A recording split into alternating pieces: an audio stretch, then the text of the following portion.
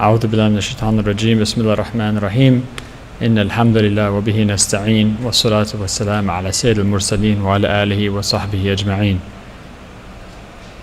Is this loud enough? I can talk louder. Is that better?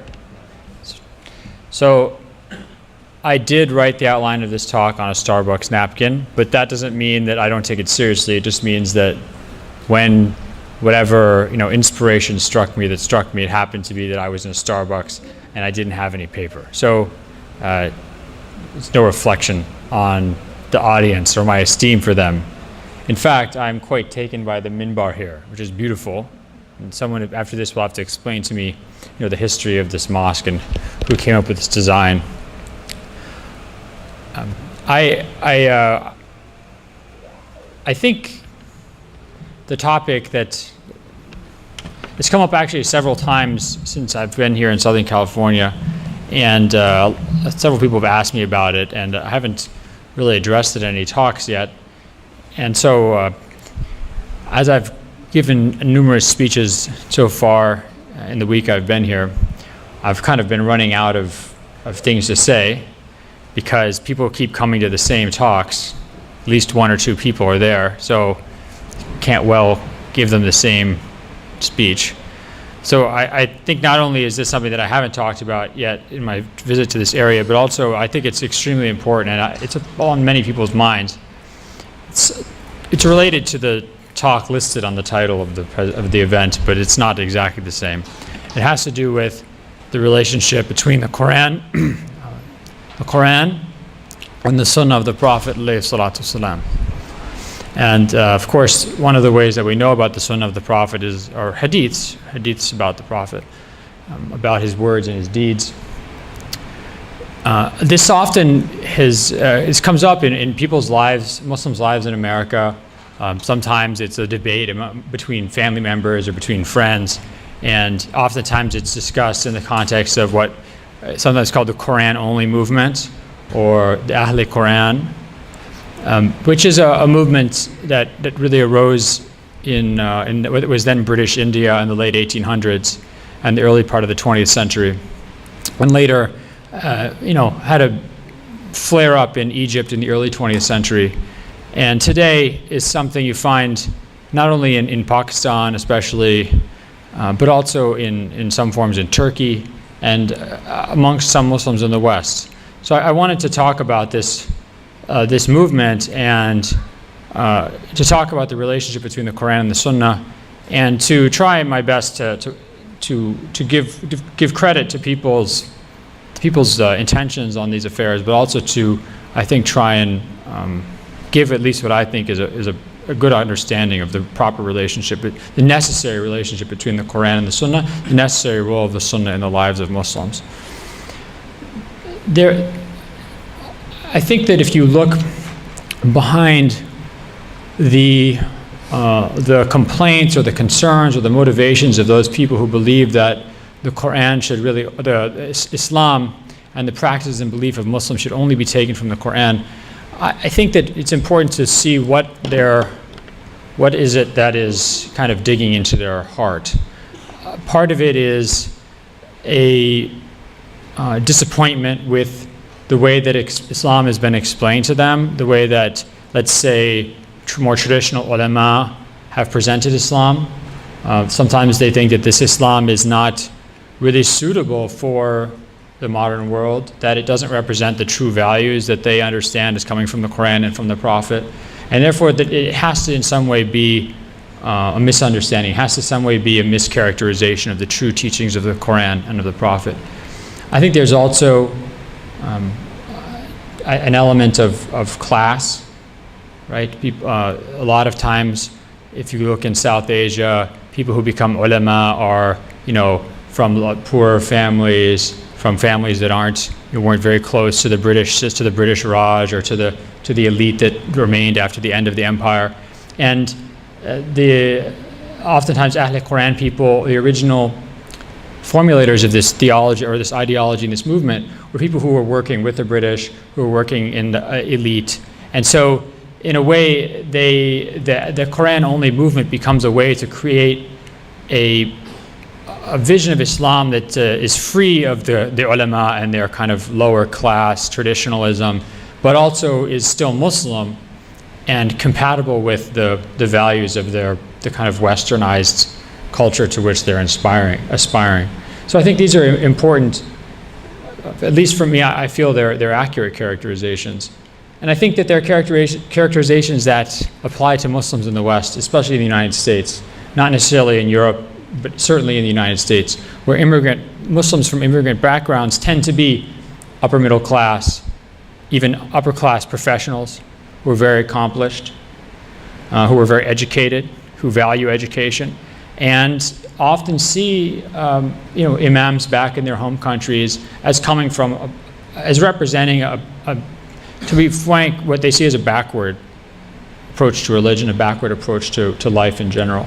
So the traditional Islamic sciences become associated with backwardness, and so breaking free of them and saying, we want to break free of all these ulama and their hadiths that they tell us, and the way that they're telling us we have to understand the Quran. We want to understand the Quran as modern people, as people who are educated, as people who are influenced by the West.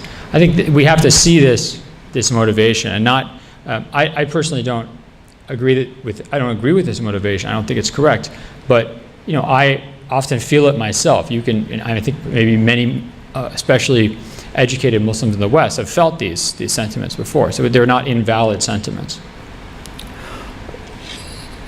I think Dr. Lombard really should be giving this part of the talk. But if I say something wrong, just raise your hand or throw like an empty water bottle at me, and I'll try and adjust, or throw a message with a piece of paper, a paper airplane.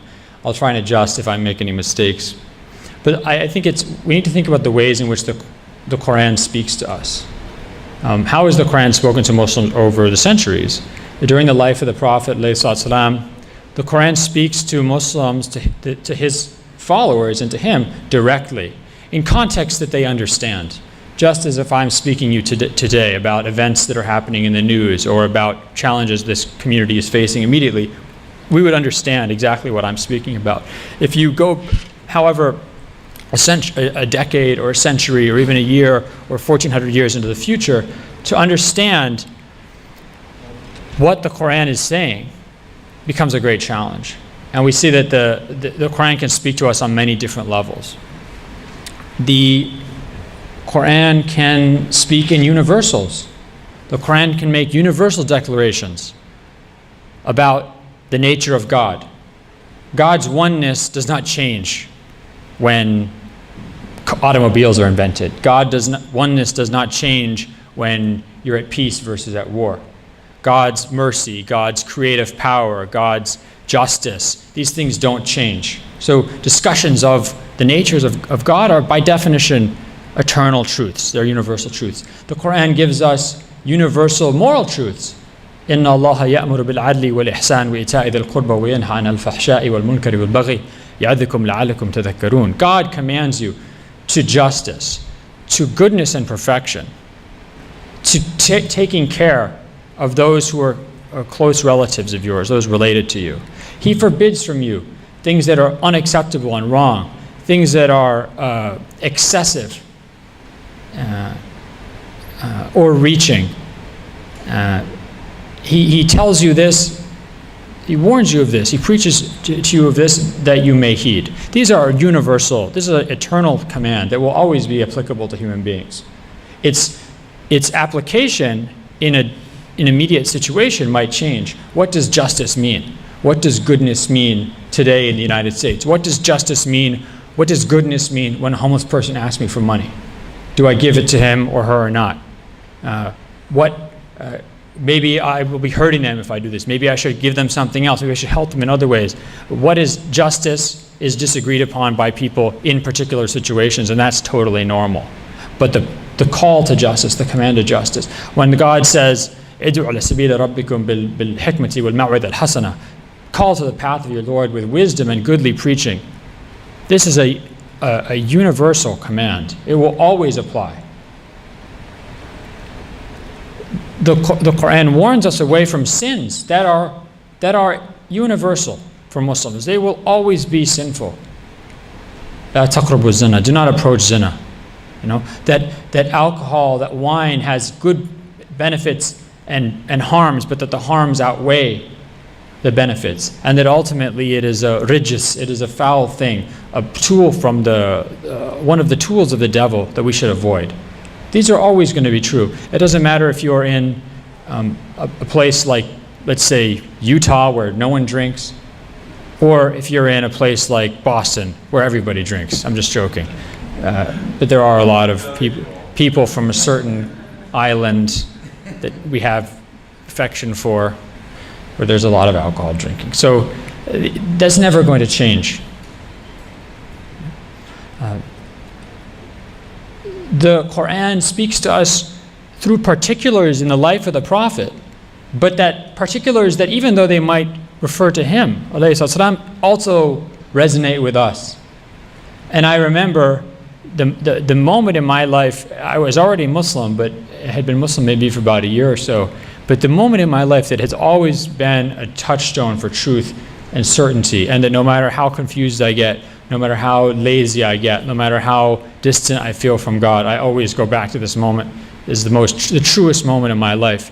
And when I was traveling in the summer with one of my friends, we were traveling in Senegal and Mali, and we were in the city, we were in Bamako, the capital of Mali. We were taking a bus to, and sometimes Yusuf is here, was at University of Chicago with me, and probably maybe I told this story in a khutbah there. I apologize for the repeat information, but this is a good example, at least for me. We were traveling from Bamako to the city of Mopti, and it was about a 12-hour or 8-hour bus ride. And it was the summertime in Mali. It was very hot. And we both felt great, but I started feeling a little bit of a tickle in my throat. And within half an hour, I was the sickest I'd ever been in my whole life. I felt like my throat hurt so much, I felt like it was bleeding on the inside. And of course, we know in the news today in Africa, there's some pretty serious diseases. And I had no idea what was afflicting me. I was terrified, I was miserable. We were on this bus, and it was so crowded and so hot. And I was in complete agony. My whole body ached. I've never been so miserable. And the Malian guy next to me had this boombox, this stereo on batteries, and he was playing the Police sound, the Roxanne and Don't Stand So Close to Me and Walking on the Moon. To this day, I cannot listen to any of those songs over and over and over again at full volume. And I felt like I was going insane. And it was a moment in which I had the most profound doubt I've ever had in my life. I remember, I think this actually, we could have a whole nother lecture given by someone worthier than me about what kufr means. But kufr is not atheism. Kufr is not saying God doesn't exist. Kufr is ingratitude to God. Kufr is covering up the truth. It's ingratitude at its heart. And it's funny that in this most profound moment of doubt I've ever had in my life, I remember very clearly, I said, this is BS. God has never done anything for me. That was the most honest doubt I had in my life. And it was interesting that I didn't say God doesn't exist. I said, God has never done anything for me. And then in that moment, I'm not saying I had a revelation, which would be awkward to say in a mosque, but when sometimes you're just a song lyric or something comes into your mind, words came into mind. أَلَمْ يَجِدْكَ يَتِيمًا فَآوَى وَوَجَدْكَ ضَالًا فَهَدَى وَوَجَدْكَ عَائِلًا فَأَغْنَى. Did God not find you astray, so an orphan, and give you shelter? Astray and guide you, poor and enrich you. And then I felt this overwhelming guidance, overwhelming comfort and truth, and I felt closer to the divine than I had ever felt in my life, the most perfect moment of happiness and content. And even though I was sick as a dog for the next couple of days, I was never happier, never more energetic in my life. And I've often thought about this because those verses are talking to the Prophet, alayhi salam. God is comforting the Prophet after a period, thank you, Jazakallah khair, early in his prophethood, when he hasn't received revelations for a time, and he feels abandoned by God. مَا وَدَعَكَ رَبُّكَ وَمَا قَلَى. God has not abandoned you, nor does he disdain you. the Quran says. It's coming to comfort the Prophet. And yet, here I am 1400 years later, and the verse is speaking to me in what I can only say is the most honest moment of my life. So that was even sometimes things that talk about the prophets can speak and comfort those in later days.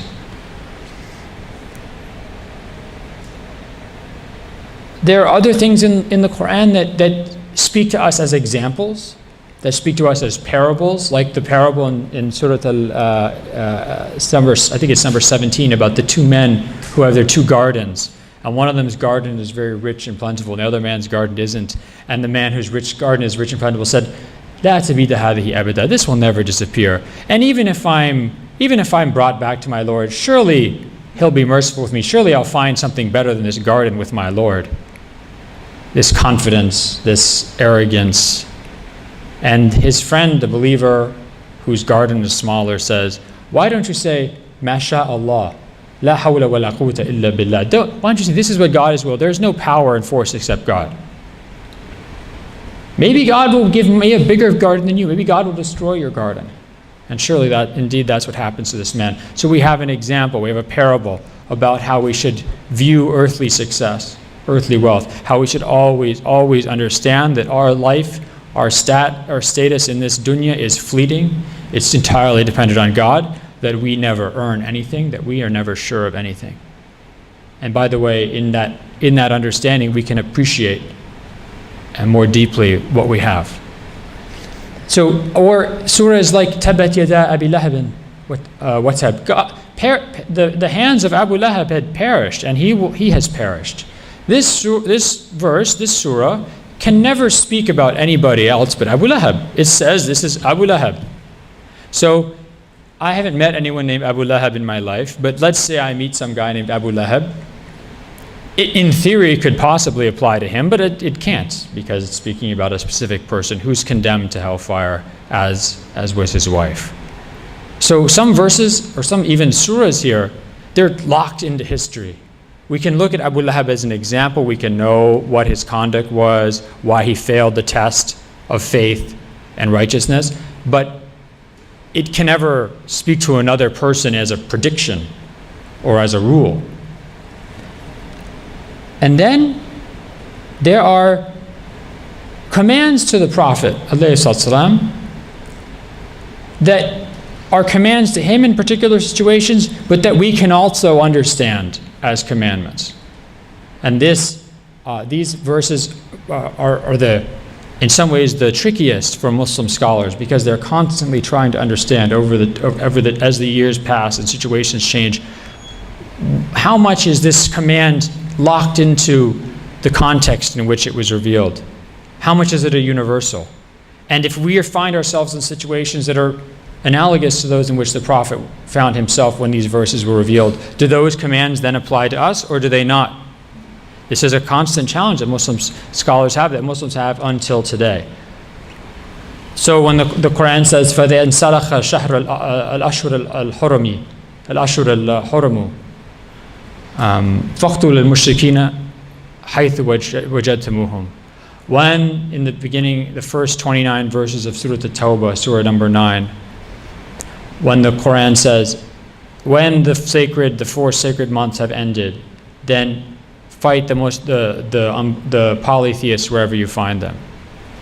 Is this, as some Muslim scholars have held, a command for Muslims to fight unbelievers or polytheists whenever they want?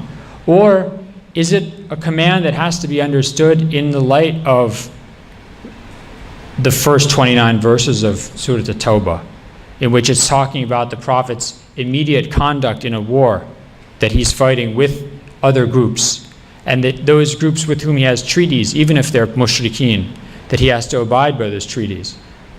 But that those groups who are still his enemies, he gives them 4 months of respite and then fights them. So this is the challenge Muslim scholars have had.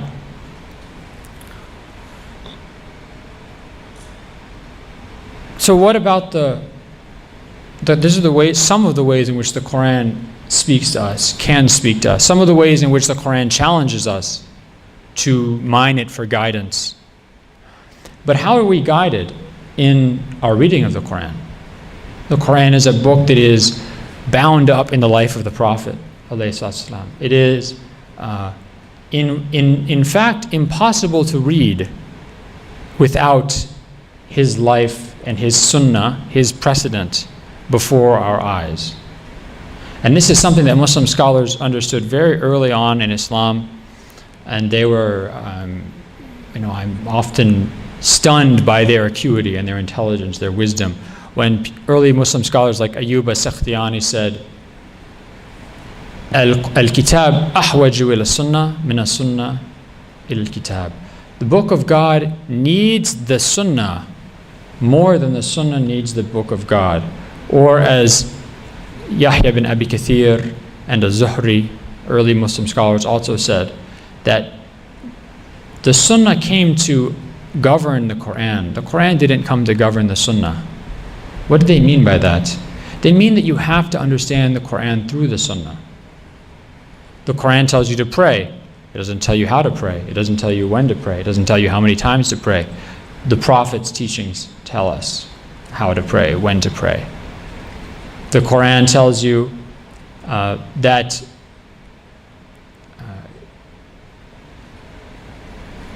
blood and carrion, dead animals, are prohibited for you. The Quran, the Sunnah of the Prophet tells us that this doesn't apply to things that we find in the ocean, that even dead whales washed up on the seashore can be eaten from, like the companions of the Prophet did, and an act of which he approved. So the Sunnah it explains the Quran, it adds to the Quran, it affirms the Quran.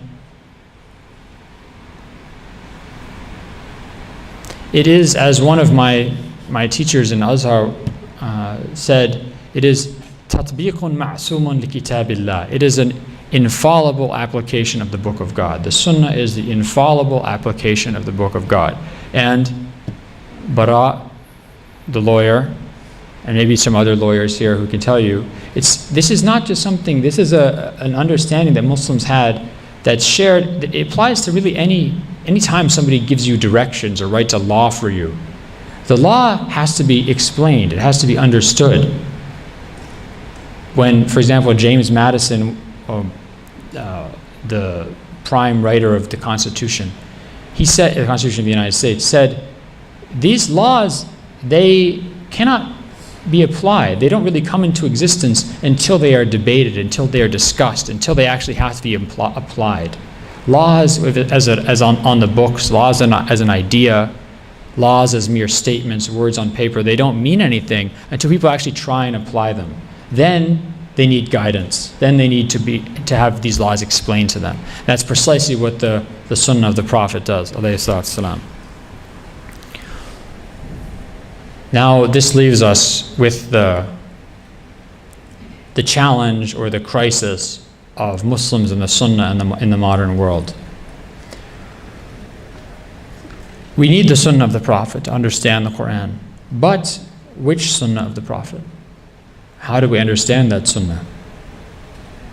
I'm sure you've heard this example before. I know my students did because I used it. But let's say Bara, which book did you read to teach you how to pray? Did you read a Hadith to teach you how to pray? No, your parents probably taught you how to pray. So I'm probably the only person here who actually learned how to pray from a book because my parents weren't Muslim.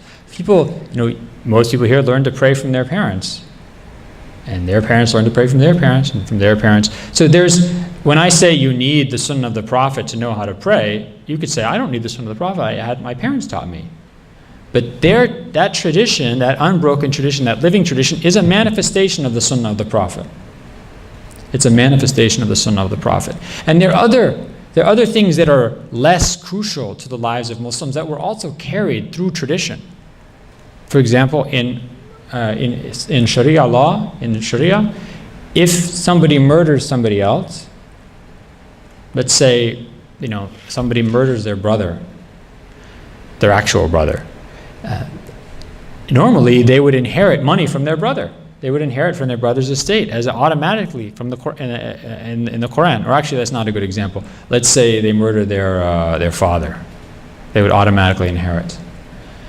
But all Muslim scholars agree throughout history, if you murder somebody, you do not inherit from them. Al-qatil la yarith. The murderer does not inherit. There's no reliable hadith that says this. There's lots of hadiths that you find, but none of them are really sahih or even hasan. They're very unreliable hadiths. It just happened that no one transmitted this. But all the ulama understood this from the beginning of Islam until today. No one ever questioned this rule. That's another aspect of the Sunnah of the Prophet that was lived, handed down generation by after generation by Muslim scholars, by Muslims overall. But of course, once you get two families together, let's say they go and they're sitting there to have a barbecue, and one guy comes and says, "This is how I barbecue meat," and the other guy says, "That's not how you barbecue meat, this is how you barbecue meat." People, once they separate or once they spread out throughout the world, they start disagreeing. Tradition deviates. Customs are influenced by new lands and new peoples, new languages, new foods and clothing. So the living tradition of the Muslim community might be good enough to do things like preserve how we pray. But it always has to be kept in check by a more direct link back to the Sunnah of the Prophet ﷺ. And that certainly is the case with the details of our law. With the details of our law. What about the specific rules of buying and selling things? What happens if two people, someone buying something and someone selling something, dispute about the price? What happens if they dispute about a contract they had?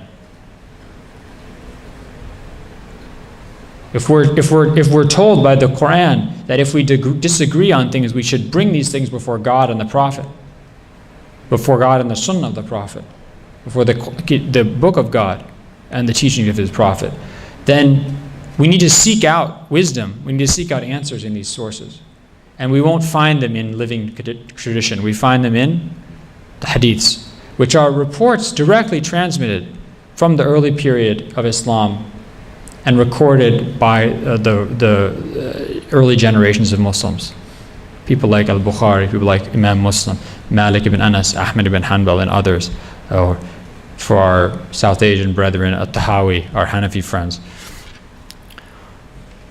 Of course, the great problem here is that Muslims understood that many hadiths were not reliable, many hadiths were made up. If you had a political agenda or a religious agenda, or you just liked to wear certain types of clothing, or you didn't like some kinds of food, or you hated people from a certain city, or you wanted to have your contracts signed in a certain way, what better way to get this than by forging a hadith, by putting words in the mouth of the Prophet ﷺ. The methods of hadith criticism that Muslims invented, and that you see applied in books like the Sahih al-Bukhari and Sahih Muslim, they were invented because these scholars knew how many hadiths were forged. As one scholar named Shu'ba ibn al-Hajjaj, he was from the city of Basra, he died around 161 of the Hijri, about 773 or 774 of the Common Era. He said, 3/4 of the hadiths I have come across are forged. 3/4 of the hadiths I have come across are forged hadiths. Now he's 2 generations before, or even 3 generations before Bukhari and Muslim. So Muslims in the modern period have a question before them. Which Sunnah of the Prophet do they take? Which Sunnah of the Prophet do they take? The answer that is provided by what becomes the Quran-only movement is an attempt to escape this problem by saying that we don't need the Sunnah of the Prophet at all. That debate is too difficult to resolve. So let us find guidance in the Quran alone. Some early scholars who were from the Quran-only movement in North, which started in Punjab, the Punjab province in the late 1800s, early 20th century, they actually said that, we don't even need to pray 5 times a day because the Quran does not say pray 5 times a day. That position was a little bit controversial. Didn't go too far. Other scholars tried to come up with arguments to actually mine the Quran, read it in very specific ways to try and identify how the Quran actually spells out the 5 daily prayers, which is, again, not very convincing. So the Quran-only movement has a real problem at its core, which is that if you say you are only going to use the Quran, then you have to abandon things like the 5 daily prayers. You have to abandon things like the details of the Ramadan fast. You have to abandon things like the specifics of how we do wudu. And once you do that, you've abandoned the religion of Islam. These are things that all Muslims always agreed upon. Always. It doesn't matter if you're Shiite or Sunni. It doesn't matter if you're Hanafi or Maliki. They always agreed on this. So to leave these practices is to go outside the boundaries of Islam. So sometimes, I think this is a very important point to keep in mind, that it's impossible to read the Quran without the Sunnah. And it's very interesting, there is no sect of Islam, not in Sunni Islam, not in Shiite Islam, not even Ismaili Shiites, not even Ismailis say that the Quran should be read alone. All these groups, every sect of Muslims until the 20th century, every school of thought amongst Muslims believes you have to read the Quran through the Sunnah of the Prophet. Then they disagree about what the Sunnah of the Prophet is. If you're Hanbali, you believe it's maybe a little bit more hadiths. If you're Hanafi, maybe you rely more on analogy and qiyas. If you're Imami Shia, you believe that the Sunnah is transmitted through the Imams, the 12 Imams. If you're Ismaili, you believe the Sunnah continues to be transmitted by the Imamate all the way up until today. But all these groups, they all agree the Quran is not read on its own. You cannot have the Quran only. It's always read through the Sunnah. And there's one translation actually of the Quran. I found it very interesting when I read it. It's by actually a Turkish scholar, but he lives in the United States. He lives in Arizona. His name is Edip Yüksel.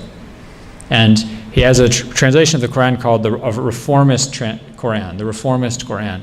And he says that this is the first Quran-only translation of the Quran. That doesn't rely on any hadiths. It doesn't rely on any tradition, where you just get the wisdom of the Quran alone through the Quran.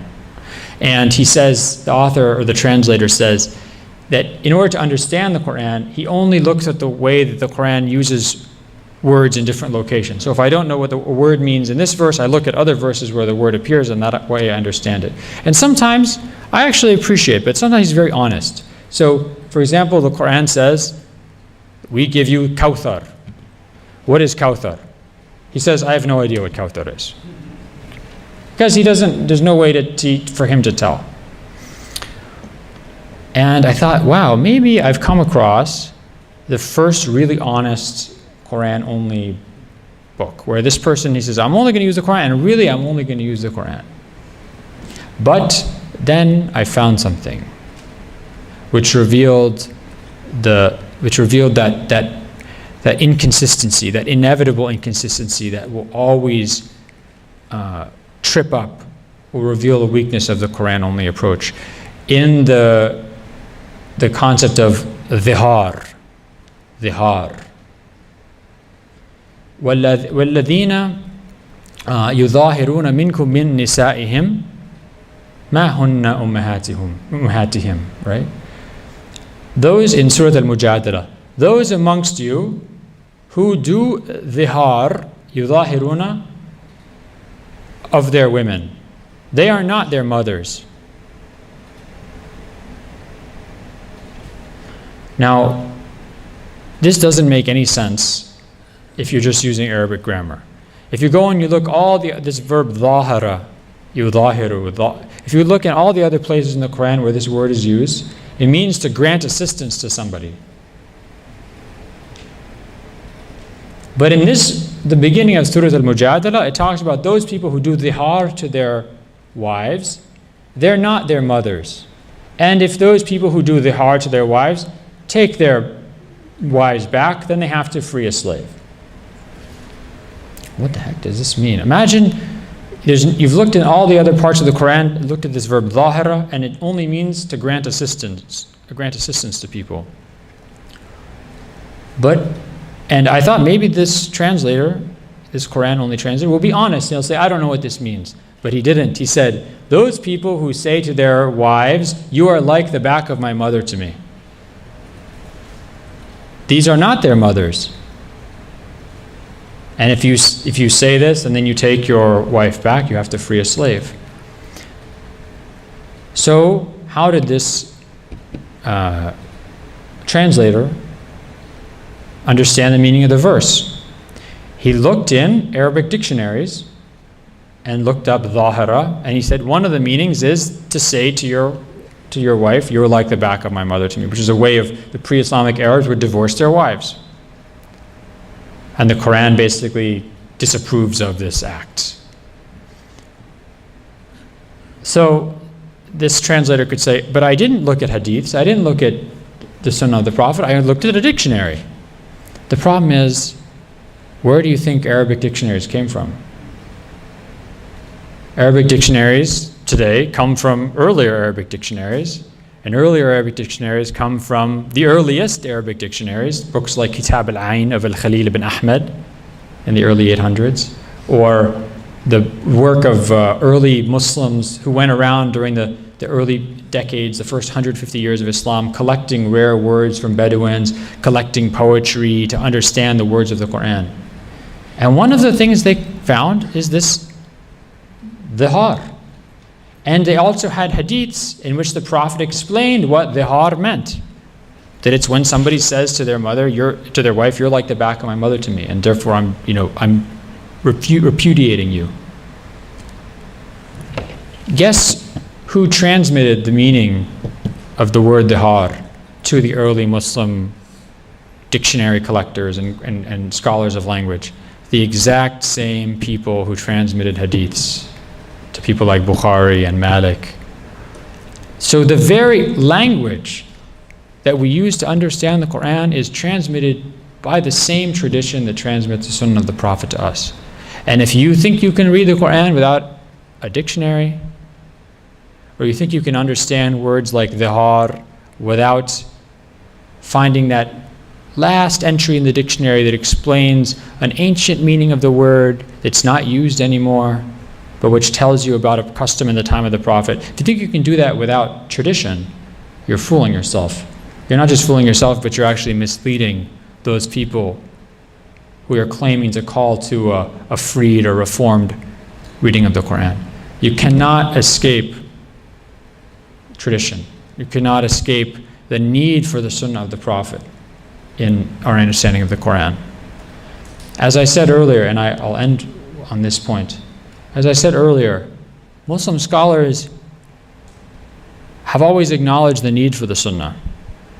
But they've also understood that the Quran speaks to us in many ways, and that sometimes we'll disagree on how the Quran is speaking to us, what it's saying, what the laws are it's giving us, what the rules are it's telling us. Muslim scholars have always understood that there are debates about what the Sunnah of the Prophet is. That we might debate whether the Prophet raised his hands when he prayed, or whether he just went down and bowed without raising his hands. But these disagreements are minor in comparison with the great principles of the religion, with its foundations.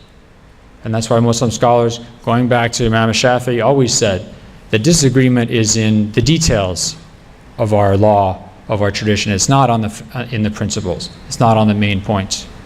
And that remains the truth until today. Alhamdulillah. Jazakumullah khair. Astaghfirullah li wa lakum. Astaghfiruh.